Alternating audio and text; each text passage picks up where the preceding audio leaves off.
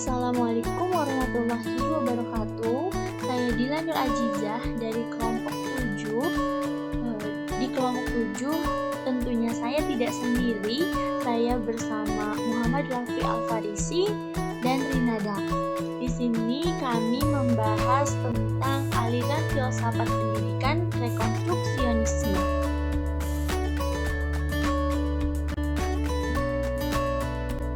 Pembahasan yang pertama yaitu tentang pengertian aliran filsafat pendidikan rekonstruksionisme. Rekonstruksionisme berasal dari bahasa Inggris yakni reconstruct yang berarti menyusun kembali. Sedangkan dalam bahasa Indonesia, rekonstruksi biasa diartikan pengembalian sebagaimana semula. Rekonstruksionisme dalam filsafat pendidikan selalu diartikan sebagai sebuah aliran yang berupa merombak tata susunan lama dan membangun tata susunan hidup kebudayaan yang bercorak modern. Jadi, aliran filsafat rekonstruksionisme adalah aliran memperbaiki dari segi tatanan hidup yang lama ke tatanan hidup yang lebih modern lagi, dengan cara bekerja sama antar elemen masyarakat yang ada. Lanjut ke pembahasan selanjutnya, yaitu tentang tokoh-tokoh dalam aliran rekonstruksionisme. Yang pertama, John Dewey. John Dewey ini sendiri yaitu memprakarsai aliran rekonstruksionisme pada tahun 1920.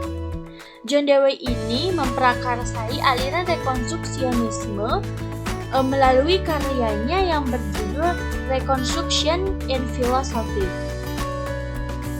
Kemudian aliran ini berlanjut dengan munculnya tokoh-tokoh lain.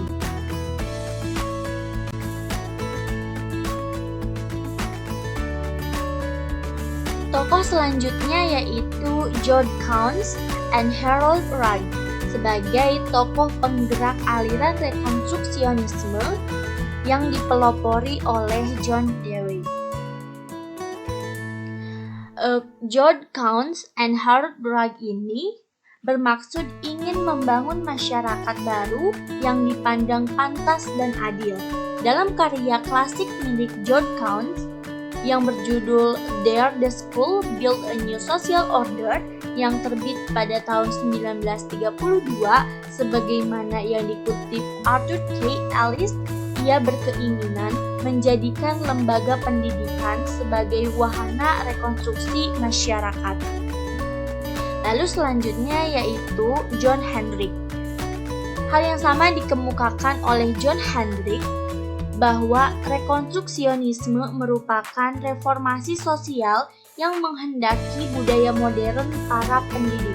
Rekonstruksionisme memandang kurikulum sebagai problem sentral di mana pendidikan harus menjawab pertanyaan beranikah sekolah membangun suatu orde sosial yang baru, sehingga tujuan utama dan tertinggi hanya dapat diraih melalui kerjasama antar bangsa tanpa membeda-bedakan warna kulit, nasionalitas, dan kepercayaan, supaya peningkatan kesejahteraan dan kemakmuran di tatanan sosial masyarakat akan terwujud.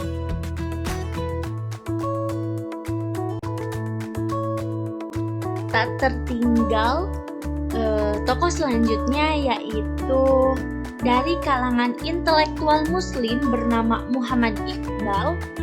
Dalam hal ini, Muhammad Iqbal mengungkapkan bahwa perubahan mendasar dalam pendidikan merupakan suatu kebutuhan yang meliputi keseluruhan sistem pendidikan guna untuk membentuk pandangan baru yang sesuai dengan kebutuhan zaman. Menciptakan masyarakat baru melalui rekonstruksi pendidikan merupakan suatu keharusan.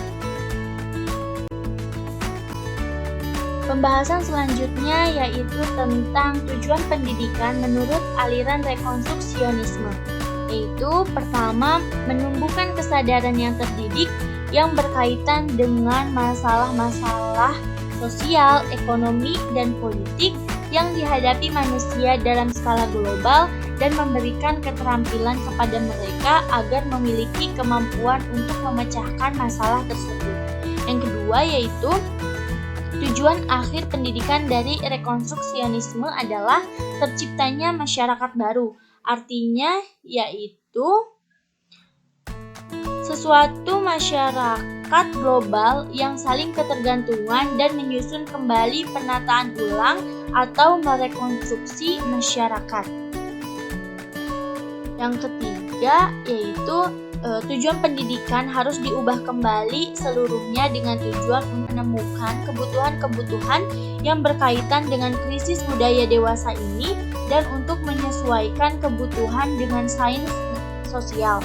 Yang penting dari sains sosial adalah mendorong kita untuk menemukan nilai-nilai di mana manusia percaya atau tidak bahwa nilai-nilai itu bersifat universal. Jadi, tujuan pendidikan rekonstruksionisme adalah membangkitkan kesadaran para peserta didik tentang masalah sosial, ekonomi, dan politik yang dihadapi umat manusia dalam skala global dan mengajarkan kepada mereka keterampilan yang diperlukan untuk mengatasi masalah tersebut.